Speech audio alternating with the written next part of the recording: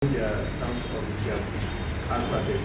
Okay, so you are going to have all the sounds of the Tyap alphabet right here, and then even the ones that are not presented on the alphabetical chart, like this labialized forms, and then the palatal forms. These are the long labial forms. This is the palatal forms. The palatal forms are the ones that have Y. So we already know P or P, Ch, D, F, G, H, those are just consonant sounds, but when you begin to add W to them, we call them labialized. It's a big word, but it's a very small thing actually.